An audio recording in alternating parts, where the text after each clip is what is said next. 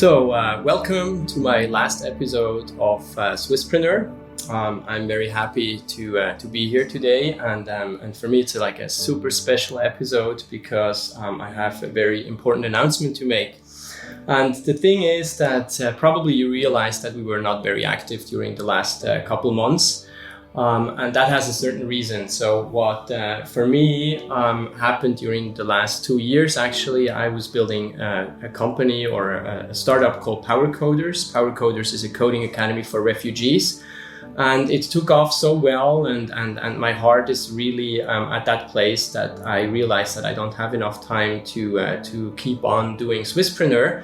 Even though Swisspreneur was a super cool project for me, I did 16 episodes, and it was like really an impressive, and every interview was very impressive for me, and I learned a lot. So it was, as we say in German, it was with a crying and a laughing eye that I had to make that step to say, okay, what could we do at Swisspreneur to continue, and so I met someone, or I have a relationship with a guy called Silvan. He's sitting next here already, so I'm happy to have you on the show, Silvan.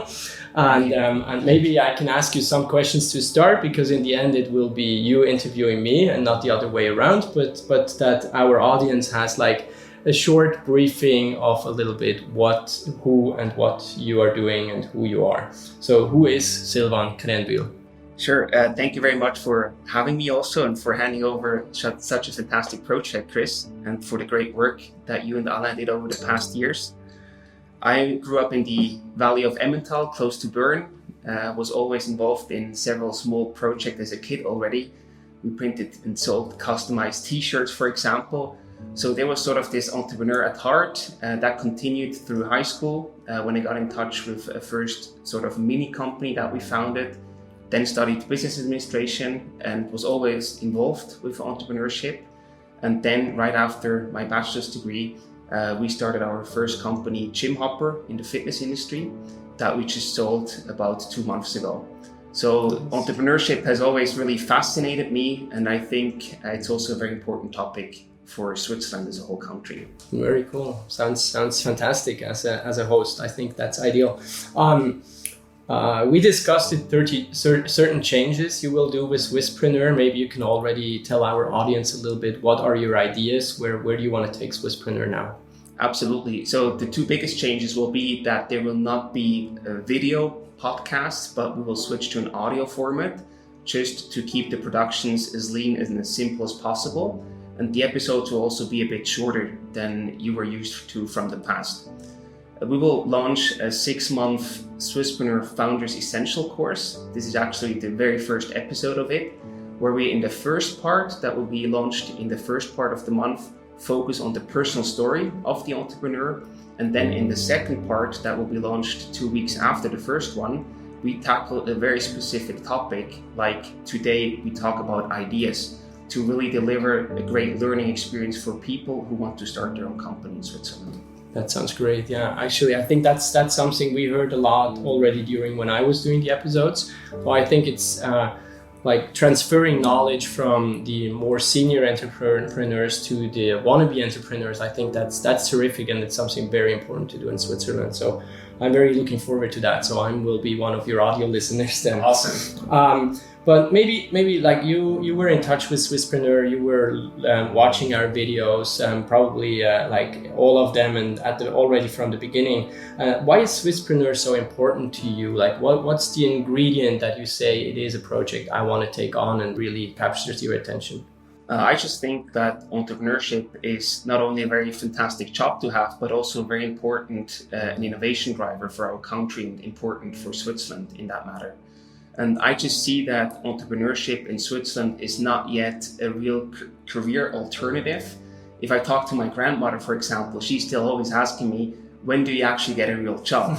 Nice. So for me, my goal here also with this involvement is to really put entrepreneurship on the map and position it as a real career alternative for young and uprising talents.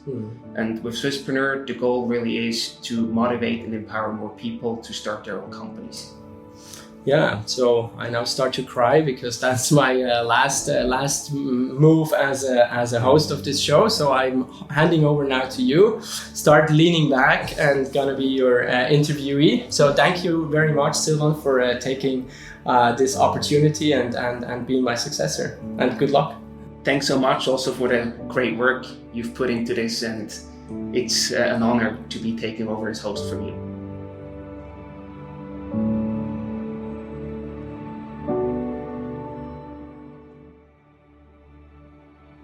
Before we get started with the first question, I would like to introduce you to our sponsor, SBB Startup.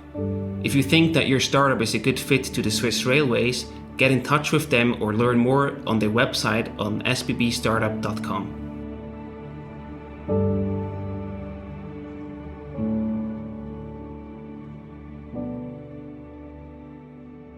You just mentioned it before, Chris, that you are now full-time working on your new company, Powercoders, where you teach coding skills to refugees in Switzerland.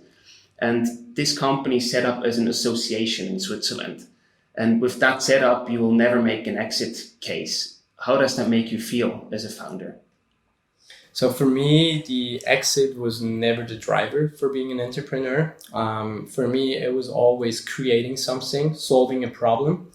And so the fact that we are an association was just the strategic decision. As a startup entrepreneur, you will be at a point, especially when you have investments to do.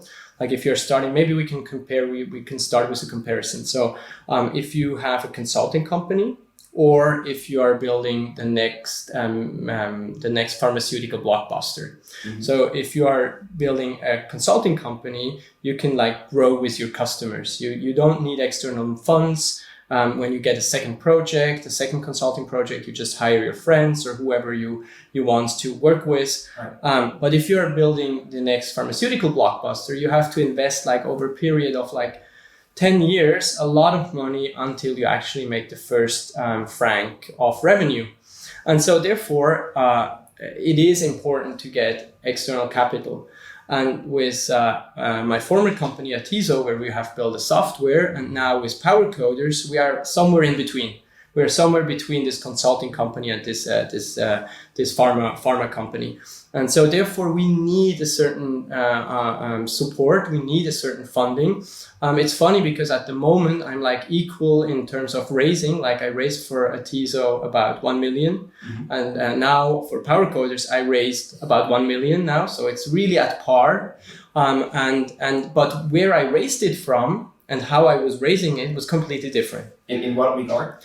So the main difference was that we were not raising from private investors who then want to have equity, but we raised mainly from foundations. We raised from the government grants.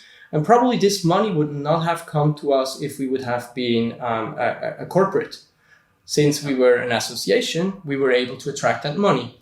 The downside of it, we were not handing out shares. Mm-hmm. I didn't get shares. I could not, eventually I will not be able to sell these shares. But on the other hand, no one will take over ever our association. It will always be with the members. So the fact, what we sometimes see that there is a startup having an exit, a bigger startup is taking that company and is transforming it in a whole different way. Mm-hmm. And then you don't almost not recognize their mission, what they were actually doing. This will never happen to Powercoders. So it will always stay very stable. It will take step by step and so on. So for me, it's not a problem since an exit was never a driver. And I'm very certain that Powercoders is not the last project I started. And so I don't know, maybe the next project I will start in 5, 7, 10 years sure. will be again an association, or maybe then it will be again a for-profit company. Right. So yeah, I think it's really important that people get that they should not think too much about the exit. Mm-hmm. I think exit is not a good advisor in the first couple months or years when you start a company. That's not the driver. I think that's a very good and strong advice. You also mentioned the different sources of funding. Did you also, if you compare them, like more government funding and more like investor funding, did you also feel a different level of pressure between these two different aspects of getting funded? No, actually not. I think the government and the foundation have a lot to do with reporting the impact, which is also very difficult to do. And the investor or business angel or VC money has a lot to do with reporting the growth and the monetary development of the company. So I think it is at par. It has a little bit to do with how much do you promise. So don't overpromise. That's something you could do towards a government or a foundation or towards a private investor. So don't overpromise. Be very realistic, and don't wait too long with reporting. Like if you don't report in both. If you don't report for like a whole year to a foundation and something is going wrong, they will be very badly surprised. If you report like already, like after 3 months, you give them a feeling, you invite them. I think it's really the same. It's like really managing investor relations with another reporting content. Fair enough. Impact, revenue. And you sort of have to, I think that the common sense is, if I understood that correctly, is you still have to create something and to grow something. It's just a slight difference, but actually, if you look at it at the end, it's not that big of a difference, actually. No.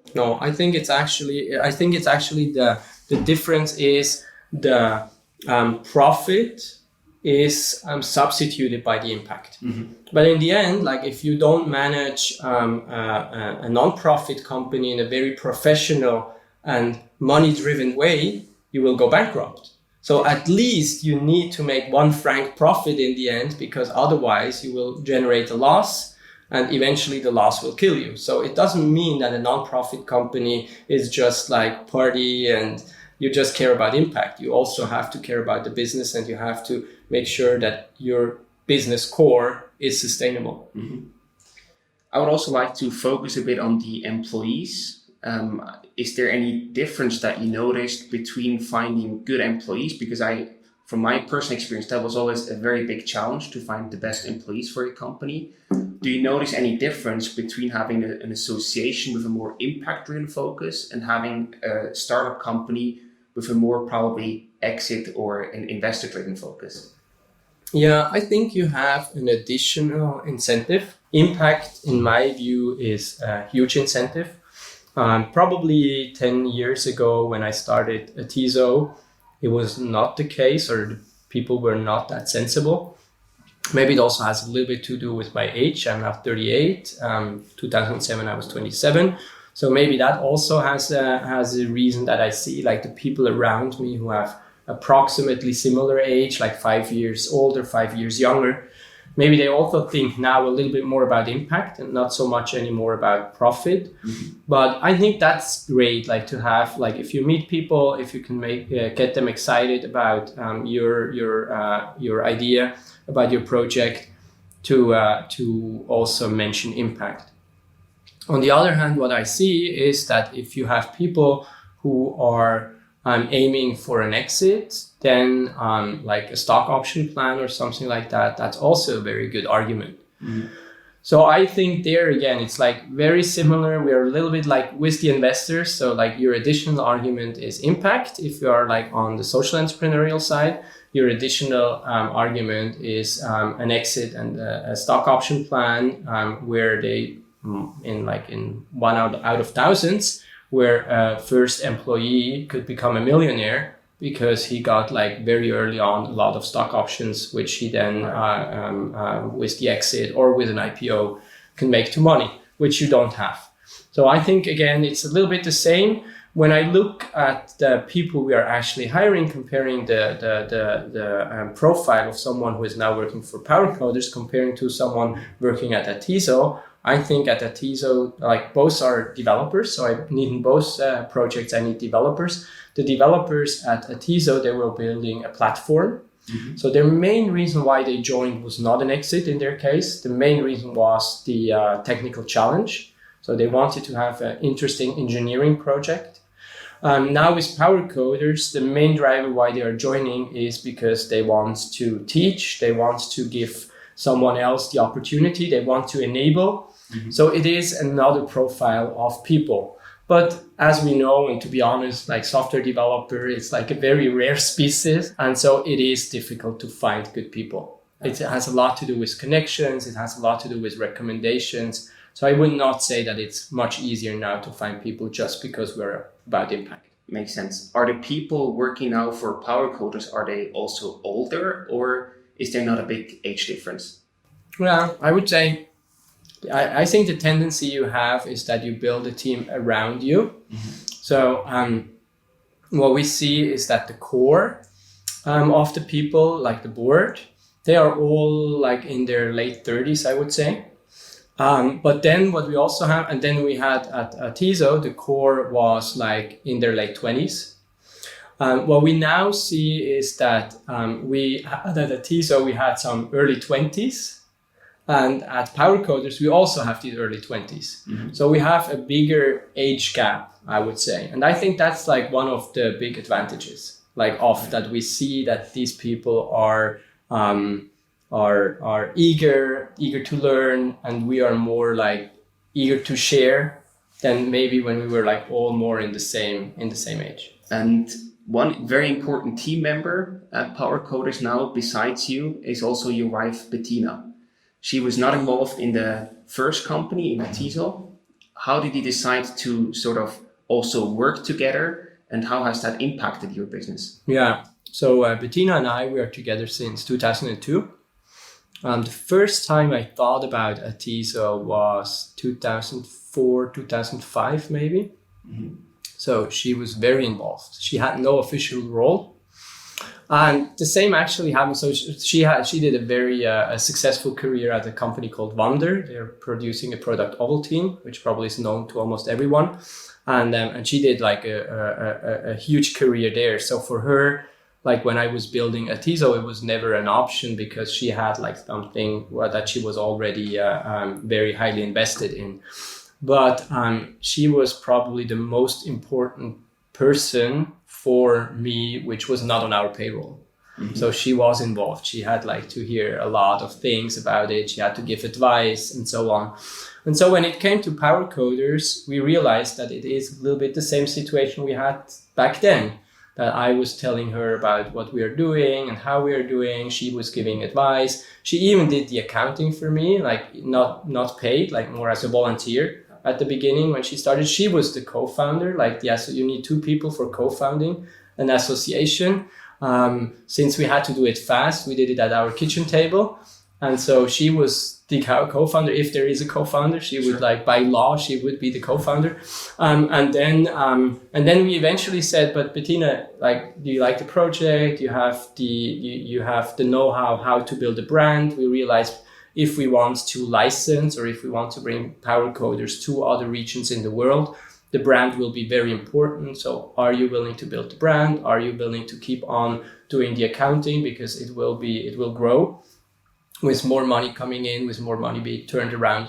And then she said yes. And that was actually the start where we said, okay, why not join? So it was like a very organic growth that she was growing into the team. I think that's a great story to sort of make your partner also part of your business. Do you think that could also be a risky aspect of like having each other involved too much? Yeah, I think since she would have been like, I think her involvement would not be different in terms of like giving advice. Like she was also with Atizo very involved. Like the problem if you have someone in the core team that is your partner, and in that terrible situation where we would have been splitting up, I would lose two important people. I would lose my wife and I would lose a core member of the team. Like with Atizo, that would not have been the case. Like with Atizo, I would just lose my wife and not my marketing and finance officer, which I still would have. So I think that's the biggest risk. But in the end, I think the pressure that this situation gives on the relationship, if someone is in the team but not in the team, like being always at the sideline, is also a danger to it. So like you could now go back and say, okay, with Atizo, Bettina was like doing so much for Atizo, but was never recognized for what she's doing.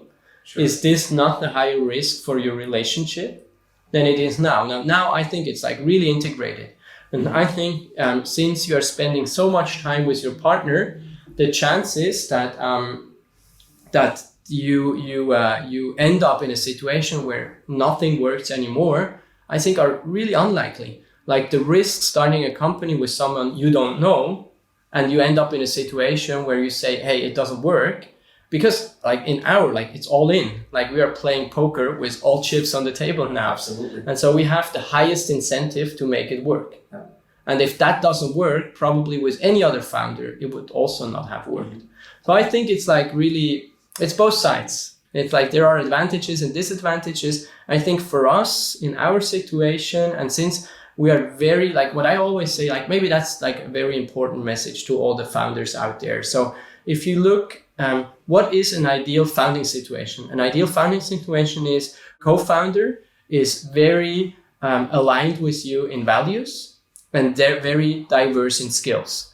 And we are very aligned in values since we have even kids. So like we have to be aligned in values. And we are very diverse with skills because Bettina is more the research person. She is like very the strategic person. And I'm more like the sales or outgoing person who is giving pitches, being outside, running around, really trying to convince people. And so there is like a great match. So we are really, really aligned. And I think she as a co-founder is just a great match. And therefore it makes a lot of sense. And lucky me, I have such a great wife too. So that's fantastic. How close could you get or like evaluate if you have the shared values with someone that you're not having kids with? I don't know. It's hard to say. Like when I look at Atizo with Reto, we got like really, really close with the values. And I think it was more a process that I had to take place, which needed room. And with Bettina, it was already like history. Like we were aligned when she entered. And with Reto, it was more like that we had to drink some beers, that we had to talk about it. But I think you really, it's like, it's done by gut. I think the gut feeling will tell you, is it more like a process where you get closer and closer to each other? Or is this more a process where you are actually you realize, okay, we are building distance. And the moment you realize we are building distance, that's the moment where you actually can already think about like, how do we solve the situation? Because, it's the beginning of the end, I think. Like just not for the company, often, unfortunately for the company, but hopefully not for the company, but it is for the relationship. And in the end, you will reach the point where you have to dissolve the founder situation. Absolutely. You also grew up in a very entrepreneurial family. Your dad was running a family business. So I think there are also some values that he injected to you. And still you didn't take over his family business. Was there any certain pressure or even a situation where you could have thought about taking it over? Or why did you decide to not actually take it over? So I think there are two main reasons why not.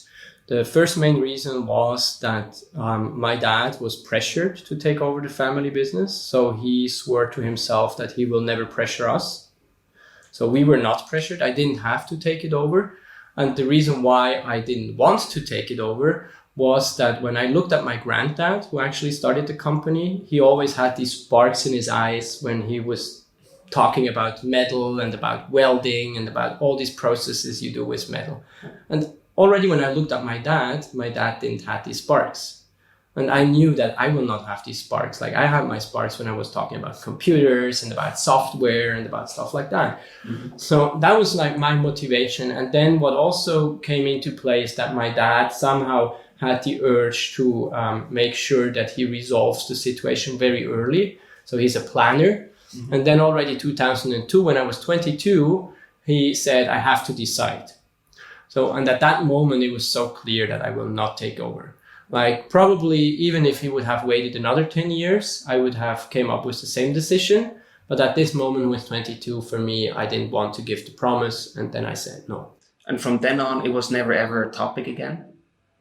No, actually not. So my sister took over part of the family business, and that's like great for her, great for the family, I think. And like I'm always involved, but I'm very happy with this sideline. Like my sister asked me if I want to be on the board now of the part that she took over, and then I said no, because I think I'm very good in the role of the brother, giving her external advice. And the moment I would be on the board, I would have to be the chairman or whatever, taking a board role, and I could not give her this external advice as a brother and maybe say, just sell the company or just stop it, if that would be the best for her. So I think that's a very interesting point. Why do you think this would sort of, the different role, having an official role and a not so official role, lead to different outcomes in your advice?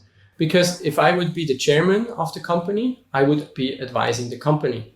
So I could even come to the situation where I would have to say my sister is not the right CEO for that company. Right. So let's replace her. If I'm the advisor to my sister, it's always my sister first. So I would not care about the company. The company could even go bankrupt as long as my sister is healthy. That's the more important thing. And I chose my sister over the company in that situation.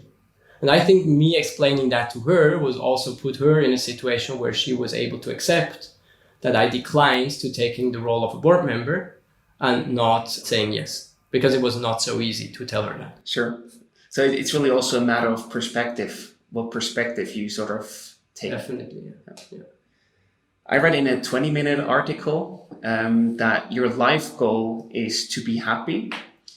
And we all know that after a certain years, you left Atizo. And so the question comes up to mind, were you not happy at Atizo? Yes, I was definitely not happy, which probably is an open secret. So most of the people, probably investors and co-founders and employees even know. So when Reto and I started Atizo, we were set to build a tech company. And we were very naive, and we thought that companies out there in the world, so maybe I have to explain for the ones who don't know what Atizo is doing. Atizo is an online brainstorming platform where companies like, for example, Rivella could put a project on there and say, hey, we want to develop with customers a new flavor. What could it be? And then our community of like 20,000, 30,000 people were brainstorming and coming up with new ideas. What could it be? So it was a very customer-driven innovation process. And we thought that companies will go on our website, they will just order their innovation project, they will get these inspirations, and then they execute. But in reality, we ended up to go to the companies. We had to convince them because they felt, we are putting a challenge in the internet and our competitors see this challenge and that's crazy. Why should we do that? And then they said, but these ideas, like how can we digest like 600 or 1,000 ideas? And then we said, yeah, you have these tools and here you have a fact sheet, how you can do a workshop and so on. And then they say, no, you have to do the workshop, come and do the workshop and come and convince our board and so on. So we started to heavily consult the companies who were doing our projects and ended up with a share of 2/3 consulting revenue and 1/3 actually our product. And we tried everything to prevent us from doing that. We tried to partner with consulting agencies who did the consulting part and then took our product. We realized that then they ended up and said, no, the idea generation, we can invite some external people and we generate on a flip chart some ideas. We don't need Atizo, it's too expensive to do it the way. And so we ended up to be a consulting company, and every new hire, and that actually was for Rito, my co-founder, was a sign that it doesn't go in the right direction. Every new hire was not a tech guy, but actually was a consultant. The company culture also changed because the consultants, they were driving BMWs and not bikes as we were driving. They were drinking Prosecco and we were drinking still beer. So it was really a change that took place. And in the end, it was not me pulling the plug because I just had not the guts to do it, but the balls to do it. But actually it was my co-founder, Reto, who then said, yeah, but now we are 7 years into the game and we didn't end up where we wanted to be. And for me, I think I'm done. How did this conversation go? I think you had several, I guess, about this topic, but was there a certain moment where you really had this discussion? Yeah, actually it was like we had a board meeting. We tried to convince the board of a growth plan going to the US, implementing or trying again in the US if our model would work in the US, like the self-serving innovation projects over the internet. But it was like we were too far along. Like I was not able to convince almost no one. Like with Reto, maybe half, and yeah, probably Reto was the one who was convinced the most. But like it was really hard to convince the board, the investors, the employees about this very ambitious plan. And when we realized that we are failing with this plan, that was probably the moment when Reto said, "No, I'm gone." And he was like, he is also not very monetary incentivized, so he said, "You can have my shares. If you find someone, then you can sell them to them. Like if I end up with a little bit of money for the shares, I'm okay. But in the end, if not, that's also fine." And so he was very, very gentle on leaving, but for him, it was clear that he's leaving.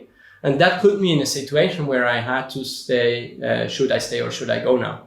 And then I actually came up with, I also have to leave. I started it with Reto. And that was also a decision which was highly advised or elaborated with Bettina. So Bettina took a very important role there and then we ended up and said, okay, no, if Reto is going, you should go, and that's now the moment. And then that's where the whole exit then took place. And it took me about like 18 months to like really, from the moment I decided that I want to leave to the moment where I actually then had 1 year earnout and I actually left. Okay. You also had some, due to your network, some other people from the startup ecosystem in Switzerland who advised you on that. One of them was Mike Naff from Doodle. In what way did his perspective or reflection on you also help you with that process? Unfortunately, not very much, because all the time when we met, he said, Chris, last time you said that Atizo is not going in the right direction. You're telling me that again, and now 12 months have passed and nothing happened. And I said, yeah, Mike, you are right. Yeah, I should really do something about it. And then like another 6 months, another 12 months. We are not seeing each other very regularly, like maybe once or twice a year. But we had like these meetings and Mike was like really just, confused or amazed by my endurance to always come up and say, I'm not happy, it doesn't go in the right direction, but still not changing anything. And so for me, it was like really a reminder. And maybe in the end, when I then said, should I stay or should I go?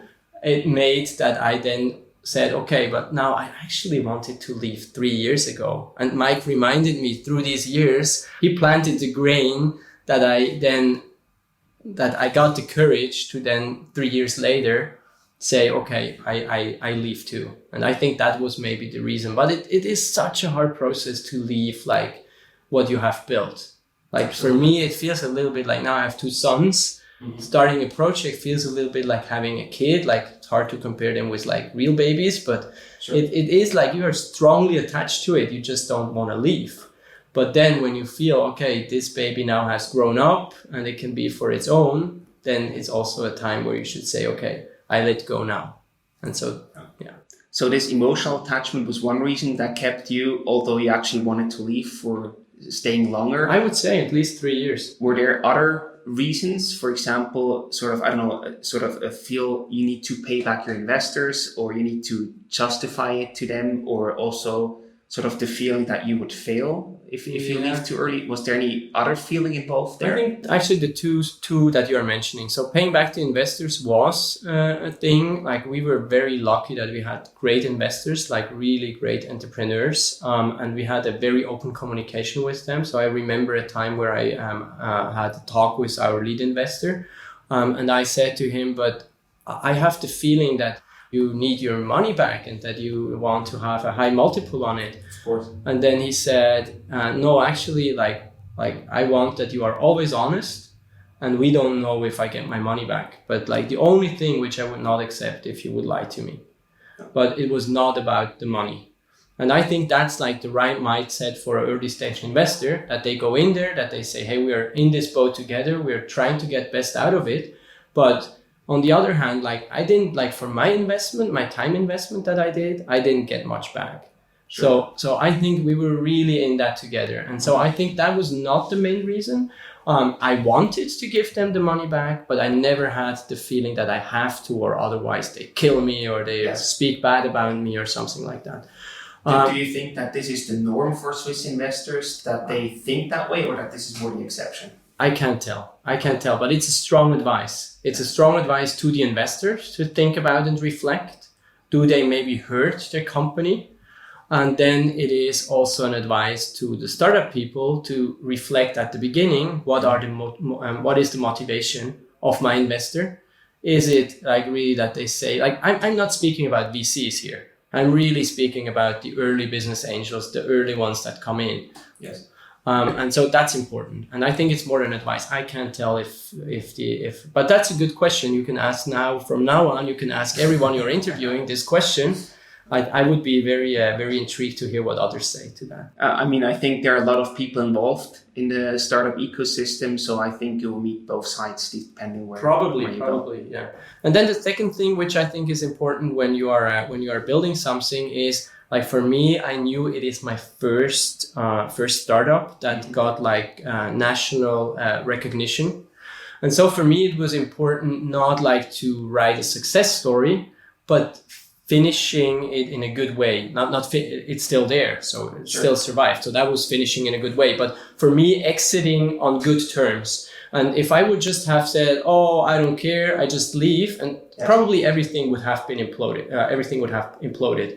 And so therefore, I said, "Okay, now I really have to come up with a plan, and I have to make this exit that we can save jobs for employees, that we can save the brands, that we can save the community, and all these things." That was also very important. And that also probably attached me to it for the 3 years when I took the decision. And then for another 18 months to say, okay, before I leave, I make sure that we are in a sustainable situation. Absolutely. And lucky me, I had 2 employees who are great guys who are still now doing Atizo, and it's thriving. They're doing a good job. They're probably, compared to me, they're very happy with the consulting business. They're doing a good job in that. And so therefore it was like really a perfect match. And it would have been sad to not giving them the opportunity to do it.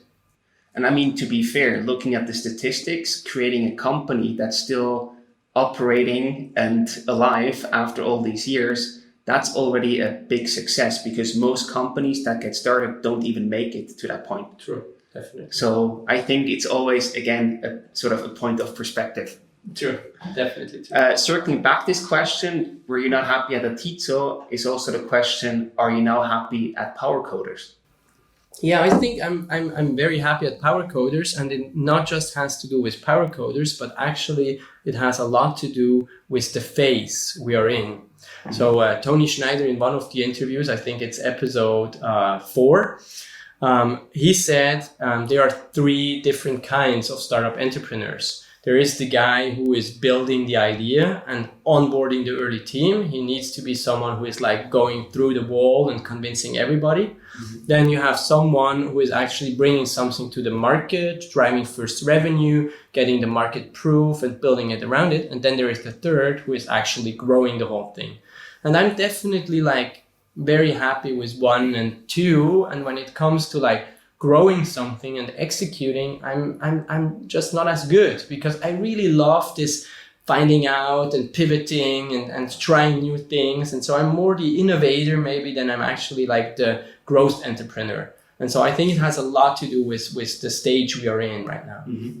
But to find this out, I think it's actually also pretty difficult, because most of us never get to the later stage where I can actually work on that and really determine whether they fit that job description or not. That's true, but you see the tendency. So when you start a project, you see, do I get happier or do I get less happy?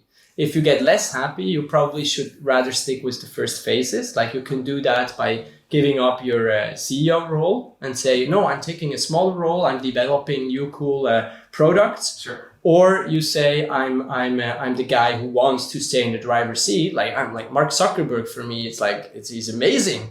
Like he went from I think he is one of the few persons who has all these roles and still driving the company and still driving the growth. But I'm definitely I felt that with all the administration, the people management and so on, that made me less happy. And so I think It's really about finding out and always listen to yourself and finding out how does it fit.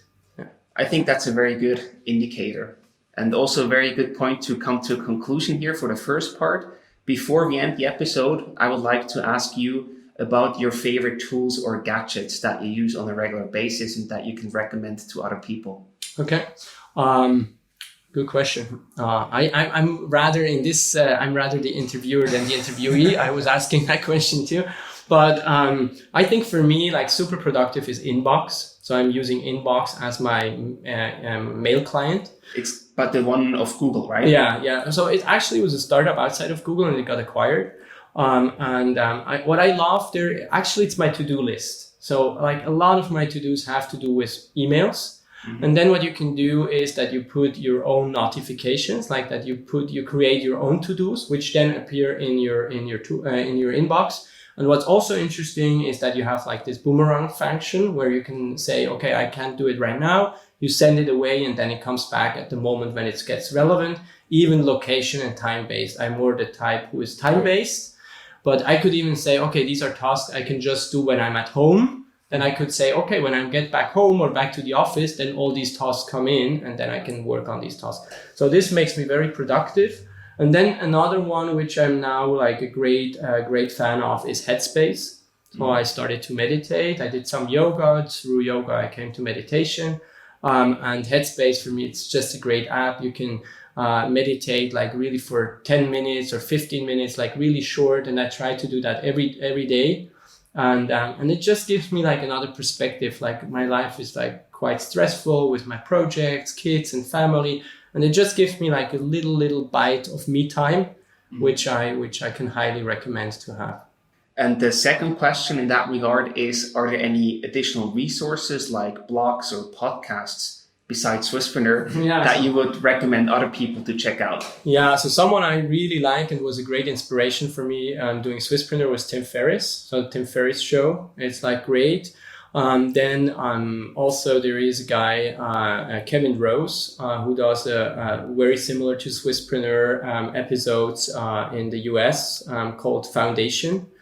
Unfortunately, he stopped it. Yeah, unfortunately, he's not active anymore. But that's like a little bit the thing with when you're producing episodes and it's not your full-time thing. I think he started a company, and so that was the reason why he stopped. Unfortunately, he didn't find a Silvan probably, who then continues. But like I think these episodes are timeless. So like there are, and he even did 40 or something above 40. So like there are great interviews with Elon Musk, like people we probably will never get to because we are Swiss and not like as close to them. But so I think it's like, if you love Swisspreneur episodes, I think it's a great resource, even though he's not active anymore, to look at some of them foundation episodes. Yeah. Great recommendations. Thank you so much for being our guest here today and introducing the episode. And we'll see you again in 2 weeks for the second part. Thank you so much for having me, and thank you so much for taking over.